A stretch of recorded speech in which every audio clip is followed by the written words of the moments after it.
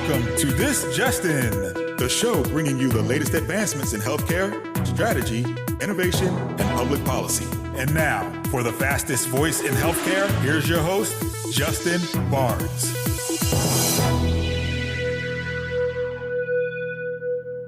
Thank you for tuning in and welcome to This Justin. I'm your host, Justin Barnes. In these segments, I'll bring you the latest advancements in healthcare, strategy, innovation, and public policy. As always, we're broadcasting from the This Justin studios on the Business Radio X network, as well as the Healthcare Now radio network. For this episode, my 256th episode, we have one of healthcare's greatest leaders and collaborators and longtime friend of the show, Steve Lieber, Chief Analytics Officer from CHIME. What an honor to have you back on air, my good friend. How are you? I'm doing great, Justin. It's great to hear from you as well. Terrific. So where are you dialing in from today?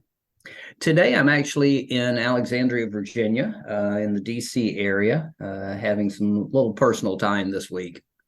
Excellent. I actually spent a lot of time with you in D.C., not only in Chicago and some of these HIMSS conferences and, from our past, but certainly a lot of work on Capitol Hill. Your team was always phenomenal to collaborate with. So I appreciate that as well. As you know, DC is kind of an epicenter of healthcare policy, and we've all spent a lot of time here working with the Congress as well as the agencies and all. And over the past 20 plus years now, it's been a good partnership with government. Government has really delivered, I think, more positives for the healthcare industry than the negatives. And there's some of both, but on the whole, it's been a good partnership with government. Absolutely. I could not agree more. And actually take a, moment, people, my audience that listens to the show, really, a lot of them do engage Congress and the White House, the administration, or Capitol Hill in general, at the federal level, and certainly maybe the state capitals at the local level. But it's really critically important because I always say decisions are being made every day. You can be a part of it, or you can just be a receiver of it, but it's better to be on the front side and try to help shape it, offer your thoughts, certainly your thought leadership, your strategy, your best practices. They listen. So it's extremely important to engage.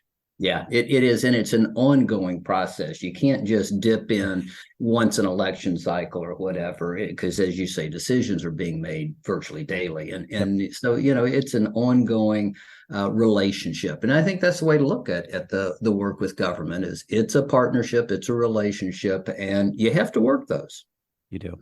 And you got to nurture them. I mean, I think I spent a solid 15 years going to Capitol Hill before I slowed down a little bit. But I still take phone calls. I still help whenever they need something. They ask for help, even just to bounce ideas off of. I'll always make myself available for eternity because it's really important. Again, I think it's part of our civic duty, but also, again, you want to offer your thoughts. A lot of us have a lot of experience. We've been doing this now for 25 years, 26 years longer.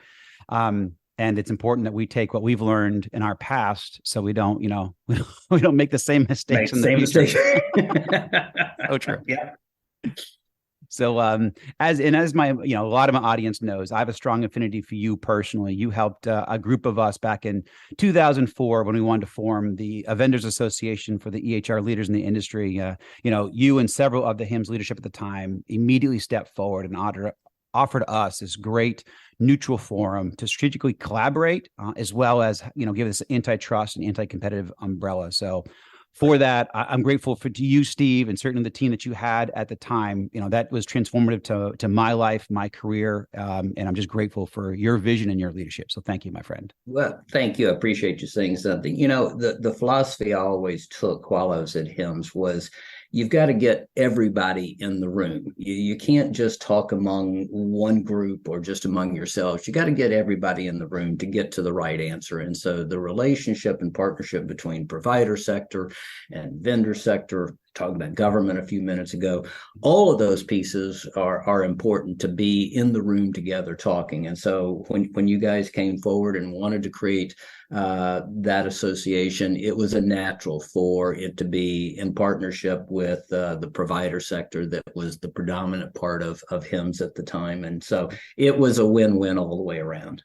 Yep. Thank you. And I think it's important also for my audience. Certainly, I have a lot of new listeners throughout the years. And it's just important to engage your associations, whatever it is. It could be at the local level, it could be at the federal level, national level, global level, international level, whatever it is. It's important. Again, you're learning things on a daily basis. I learned so much from my peers in the industry, and even starting to travel globally and internationally to study other healthcare systems and what best practices can we learn, from other countries. I mean, for example, Cuba has, I think, the most successful birth rate in the world is Cuba. And so we actually went there on a trip, I think it's 2011, a great group of us, and went and studied their healthcare system and study, they have a lot of things that aren't quite as forward thinking, as innovative as us, but with their low mortality rate, their low birth mortality rate, we actually learned a lot and how what we can do and bring into some of our care centers at the local level and some federal programs that we could support. So yeah, I highly recommend everybody engage, different associations to learn and to bring your thoughts forward and take them back. Well, having been, in the association world for 35 plus years now, I've been there, early stage career, mid career, late career, and there is always something that you can gain from a relationship with your association. There's so much in terms of networking, education, exposure to ideas that you haven't had the opportunity to hear or talk to people about. Having people to talk to in terms of what are you dealing with, exactly. Or here's my problem. Have you encountered that same sort of thing? Because there are a multitude of challenges in our daily professional lives, and we sometimes think that our problems are unique. Well, more than likely they're not. Somebody has dealt with something similar to that, and an association relationship is a great way to deal with those issues, and it becomes a support network. You're talking about your group from the vendor association and what you guys needed to do. You need that peer group, and that's just a perfect place. An association is a perfect place for that to occur. Yeah, it's so true. I think, and even sometimes vendors think, well, that's my competition. No, we call it co-opetition, because while our sales teams may have competed and ferociously at times, we got together and we certainly leveraged each other's strengths and their strategy and their expertise. And how can we solve problems? And how can we solve problems for providers? How can we solve problems for patients? How can we solve problems around interoperability? How can we solve, these real world problems that only get solved with us in a room? Government can't figure that stuff out on its own. Even if we're in those task forces, we also have to be putting in work and working directly, across the desk, eye to eye, face to face with our, peers in the industry. It's another EHR company, it might be another health IT company. We may compete at times, but it's more important that we kind of put our country first in the way of, hey, and our patients first, and our industry first, and look, where can we come together? How can we expedite this? Let's not just wait on someone to give us a roadmap. Maybe we go create that roadmap and then we bring it back to them. And that's what we did a lot of the times, and that's what associations allow us to do too. Yeah. And that working together among competitors is extremely important, because again, just focusing on government policies will affect all vendors in much the same way. And so you need to get together and make sure that policymakers understand the implications, because all too often we see things that occur in regulation or legislation that have unintended consequences because nobody stopped to ask or listen to what might happen if we do A, B, or C. And that is really, it's a powerful voice when you have competitors come together, or multi-stakeholders in the case of what we did many times of having vendors as well as providers there together, talking about the issue and how together we see certain paths as being the right ones. And when you can speak from both the sales side, the product side, as well as the user side, that's a powerful voice. Very, very true. So following that theme on the associations, you're now working with CHIME. So what made you, go work with CHIME at this level, and what makes CHIME unique? Sure. Russ Branzell, the CEO of CHIME, and I, when I was CEO of HIMSS, we developed a great relationship and really brought about a synergy between the two organizations. HIMSS historically has largely focused on what I'd call the how-tos and middle management. And so the implementation and installation of products and solutions, and a very user level of engagement in that association. CHIME has largely focused on the executive group. And the two together, we really did some neat things, and especially as we took our learnings and went around the world in bringing the best that we could offer. to developing countries and other countries as well. And so after I retired from HIMSS and took a little time off, I mean, I had been on that treadmill and I needed a little downtime, but then it was like, okay, what's next? I'm still very interested, and I've spent virtually my entire career in healthcare. And so, what's next? And it was a natural. And Russ actually asked me to engage with the organization and focus on some strategic things, because that has been a big piece of my career is focus on strategic direction of associations. And so, from that, it has evolved into a 3+ year now relationship. I'm now working in the digital media and analytics area, help to revitalize and bring some new value to the Most Wired annual survey, and we'll talk a little bit about that here in a minute. And so it just was a natural. It was a group of people that I knew well. It's an audience that knows me, and I know them, and particularly around the area of survey research and data analytics.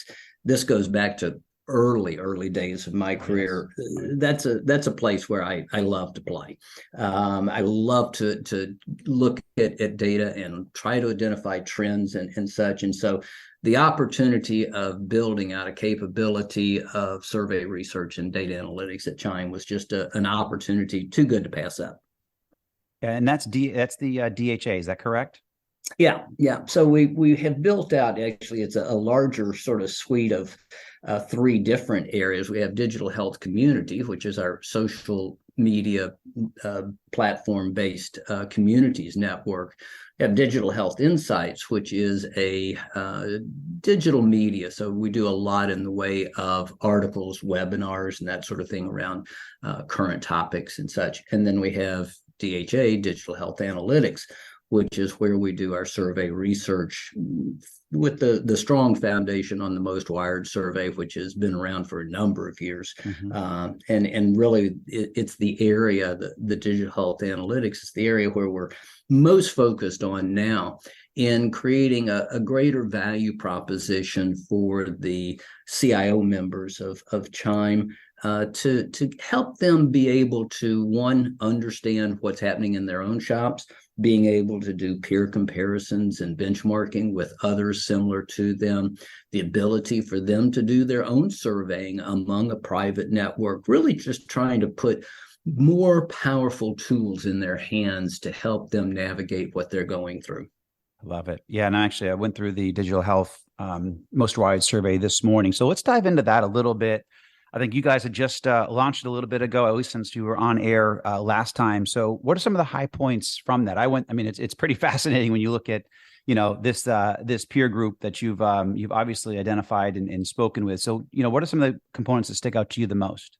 Sure. Yeah. Just for anybody who's interested, if you go to dhinsights.org/analytics, you can get to the survey quickly. But this is a survey of some 38,000 facilities, acute, ambulatory, and long-term post-acute. Mm-hmm. And the structure of Most Wired is there are 10 levels. With the level 10 being the highest. And we found that 18 acute care organizations and 17 ambulatory organizations that achieve that highest level. And these are the organizations that not only are in the absolute forefront. So if you think about 18 hospitals out of the several thousand in the United States, it's rarefied territory. Right. Yes, it is. So they're the ones that are truly the leaders in healthcare technology, really pushing the industry forward. And they've not only implemented advanced technologies, but they're leveraging them in innovative ways. They've encouraged deep adoption across their entire organization. And so as a result, really realizing meaningful outcomes, improved quality of care, improved patient experience, reduced costs, and so forth. And that really touches on some of the key sort of findings. So recognize this survey was done last summer, so summer of 2022. Mm-hmm. And, it hasn't been that long from this air date that we remember where we were. So COVID was somewhat on the wane. Yeah, we have new variants that pop up every 6 months or whatever, but Right. it wasn't like 2021. And so it's coming out of the pandemic. And so what did we find? Well, one thing in particular is a real emphasis on supply chain. Well, why supply chain? Well, remember last summer we were all looking at video from LA Harbor of the stacks of container ships out in the ocean that couldn't come in. The supply chain was totally disrupted. At the same time, when we were experiencing spikes in utilization. And so things like bed and exam room tracking and patient flow software, big increase in terms of a focus on things like that because of what was happening at the time. And I think it's an interesting sort of finding in that we sometimes think about big sectors like healthcare being slow to adapt, slow to change. I kind of think healthcare is pretty nimble. Right. And we see it in these results in terms of having to pivot because of an immediate problem. And what's the solution? Well, nowadays, the solution usually is technology. So big investments we saw from previous years in terms of supply chain and sort of the administrative infrastructure. Another thing that is not so much of a surprise is security remains a key investment and a key risk area. And so continuing to focus on that and trying to be one step ahead of the hackers and such, that was also an area where we not only saw continued investment in the area of security, but in the last section of the survey, which is looking at future priorities, number one priority in the future is dealing with security. Employee-owned devices, again, not too much of a surprise. And you and I and probably many of our listeners remember when this was first an issue. Do you even let anybody bring their own device into the facility or whatever? Well, it's ubiquitous now. There's just not any question. Of course, you're allowing your clinicians to use their personal devices because, one, you don't want somebody having to carry multiple devices and such, and it's just simply a way of doing business. We all do it in terms of that. So again, we saw a significant increase in use of personal devices, but related to that, we see a growth and focus on data governance because data can come in and be accessed through multiple channels, multiple devices. We're seeing an increase in the focus on data governance and ensuring that there is a centralization of data governance, that there is centralized decision making. And this is not new, but what we are seeing is that it's a continuing trend of significance, that organizations are making sure that they are focused and imposing some degree of rigor in terms of data cleanliness, data usage, and such. And so that very much was a key sort of priority.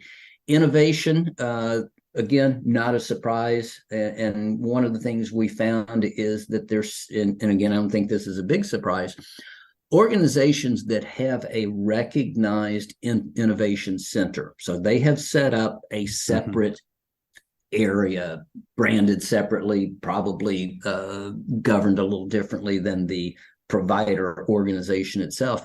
Those that have a designated innovation center are the ones that are in the forefront of driving innovation and change. And so they're the ones where we see greater investment and greater activity. So again, not surprised that if you're putting that level of focus and dedication into a particular area, you're going to see the results from it. And I think probably the last thing I just highlight out of the survey here is patient engagement.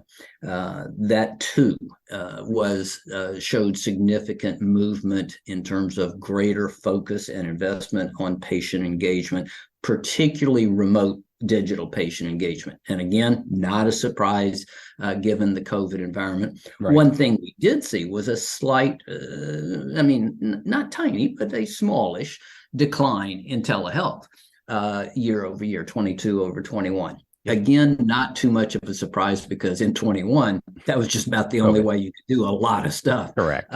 22, we started coming back indoors and providing care on site and such. And so, again, overall, I think these are important trends for us to recognize. It's consistent with what we see in terms of articles and activity at provider levels as well as governmental levels, that technology and the technologies in support of clinical care is sort of like job one. Security is right there with and tied at that top focus, and recognizing that. And I think we're starting to see this to be more of a reality versus just a tagline. Patient really is at the center of care. And so let's focus on engaging with them. And so that very much is coming through in the survey. Yeah, no, it's excellent. And I highly recommend, my audience take a look at it. It's great 17 pages, 16 pages of pure strategy. So the Digital Health Most Wired National Trends Report. So check it out. And certainly page 15 kind of summarizes it all with security, clinical quality and safety, infrastructure, patient engagement, a lot of things that Steve went through as these really top priorities coming out for 2023 and 2024. So in our last couple minutes, Steve, I do want to jump over to our upcoming ViVE conference. We've got that here later next month, March 26th through 29th. And just for those that may join a little late, my very special guest today is Steve Lieber, Chief Analytics Officer from CHIME. So in the last couple of minutes, Steve, tell me about, ViVE. It's back. We're excited for it. I'll be there. I'll be broadcasting live from the show floor, but give us some of your quick thoughts on that. Sure. This is year 2 of a partnership between CHIME and Health. And what we're trying to do here is sort of rethink what big conferences look like.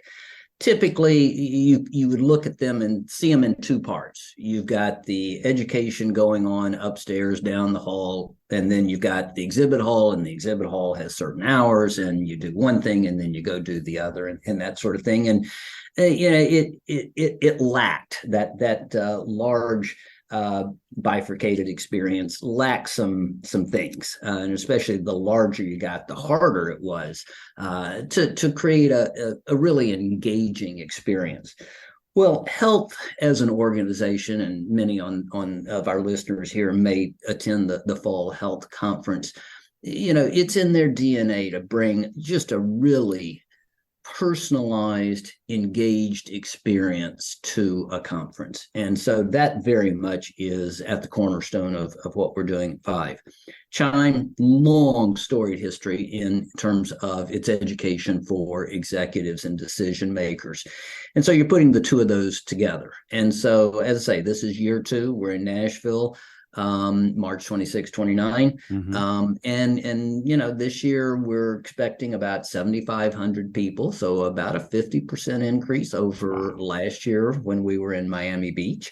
The vibe from ViVE that came out of last year's experience was just fantastic. It just was amazing in terms of who you run into, the opportunity to engage with folks. And so moving with that sort of experience in the forefront, we're moving the education down on the same floor as the exhibition. Exhibition is limited, small booths, none of the big multi-story mega booths, because the whole idea is to make sure that you can engage, that there is a meaningful conversation going on.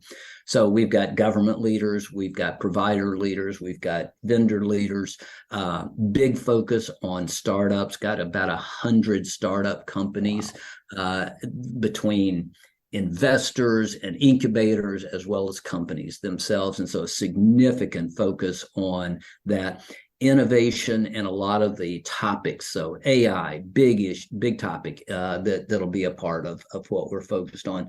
So, in a nutshell, it's focused on a lot of where we're going. And I think I differentiate that maybe with other conferences where you do spend a lot of time on how to install, how to implement what we have.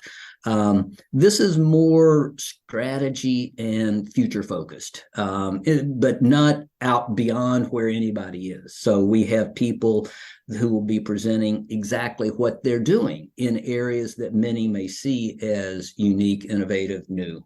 And so it's a fantastic experience in bringing together all of these stakeholders in an environment where the flow is natural.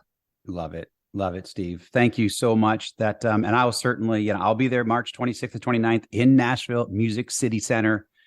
If people are available or can make themselves available, I highly recommend you attend. The ViBE coming out of ViVE last year was amazing because we were reverberating at the HIMSS conference. A lot of people left ViVE and went into HIMSS, and I just felt the energy. So I'm excited to participate today. But that's all the time we have today. Steve, thank you so much. It was great to have you on air. I truly appreciate you taking time out of your busy schedule to join us. And thanks to everyone. Thank you, Steve. And thanks to everyone for joining us today. Please tune in weekdays at 2:30 p.m. Eastern, 11:30 a.m. Pacific. As always, you can track me on Twitter at HIT Advisor and use the hashtag ThisJustinRadio so we can respond to your comments from the show. If you missed any of this episode or want to hear more, all my shows are posted on Apple iTunes, SoundCloud, iHeartRadio, and TuneIn. And check out the new website we just launched at justinbarnes.com. Thanks, everyone. Stay safe.